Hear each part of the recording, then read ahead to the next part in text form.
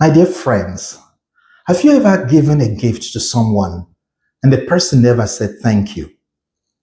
What about someone who called you several times asking for an assistance, but as soon as you help them, they never call to appreciate or check on you again?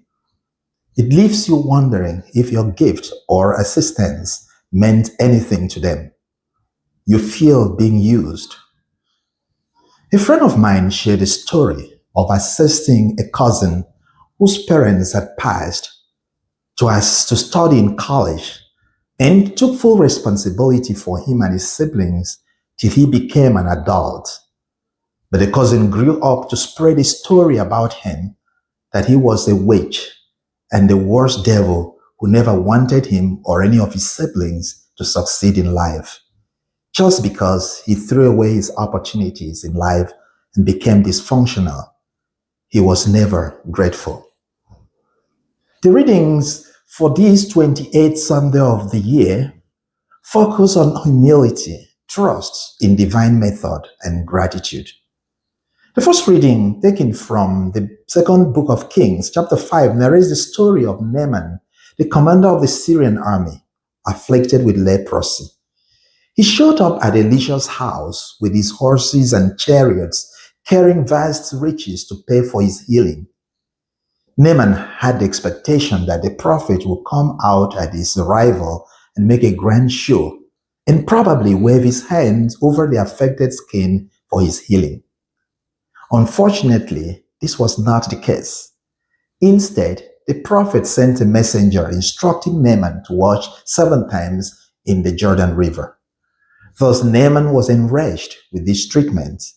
He felt insulted by the lack of personal attention. The rivers in his own country were better than Israel's muddy Jordan, he thought. In his pride and anger, he considered turning away. Fortunately, one of his servants appealed to him to do what the prophet had asked him to do. Naaman followed the simple prophetic instructions and was cleansed. Getting back to Elisha, he said, "Now I know that there is no God in all the earth except in Israel. Please accept a gift from your servant." He was grateful. My dear friends, God's healing is for all people. But humility and trusting God's methods, which may not always align with our expectations, are essential. And the recognition of God's benevolence must lead us to gratitude at all times. In the gospel reading from Luke's Gospel, chapter 17, 10 lepers are in need of healing and restoration. Then Jesus showed up. He took pity on them. Jesus did not only heal them, he also commanded them to show themselves to the priest, to be restored to social communion. The 10 of them departed as he commanded. But after realizing the healing, one of them came back to give thanks. Jesus questions the whereabouts of the other 9 in order to teach about the sin of entitlement. Now, notice that the other 9 were Jews, the chosen people of God, who claimed entitled to God's blessing. On the contrary, the foreigner did not take the divine blessing and healing for granted. He turned back to give thanks to Christ. Beloved friends, entitlement is the enemy of gratitude. And this is because the belief that one deserves something prevents the feeling of thankfulness for what one receives.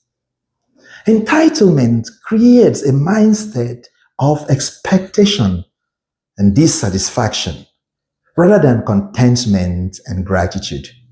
It distorts the understanding of God's grace and whispers that what we have is not enough. When people feel entitled to who they are and what they have, they begin to live with the pride that they have earned God's favor through their good actions. On the contrary, gratitude is a response to the blessing of life. It is an appreciation for things and favors we have received from God and others. It is an attitude that acknowledges dependence on God and others. Thus, gratitude always leads to happiness, humility, and a better relationship. In the second reading from the second letter of St. Paul to Timothy, he encourages the young Timothy to remain faithful, even in suffering. We all know that suffering is always painful, but optimism in times of suffering is the ultimate test of gratitude. Being grateful even during suffering means our gratitude is not based on our condition. Rather, it is rooted in the deep trust in God's faithfulness, His unchanging power and wisdom. My dear friends, the good news is that there is always something to be grateful for if we pay close attention to our overall life. Also, there is always something to complain about our life. But when we intentionally choose gratitude, we choose to celebrate the unchanging character of God rather than giving room to the exploits of the devil, who plants doubt in us, exaggerate our fears, and lies to us about our condition. My dear friends, the invitation today is to reflect deeply on the quality and direction of your gratitude. Is your gratitude based on what your relationship give you, or on who God or people means to you? Can you be grateful to God even when you feel that life is unfair to you?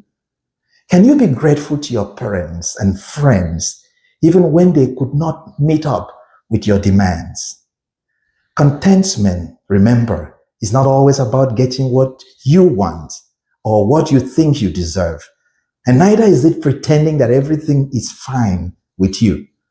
Instead, true contentment is the ability to anchor our hearts in gratitude, shifting our focus away from our problems and focusing rather on God's faithfulness, and at the same time acknowledging the blessings we have received from God and people, rather than perpetually complain about what God and people have not given to us. My dear friends, God is good all the time. May God bless you.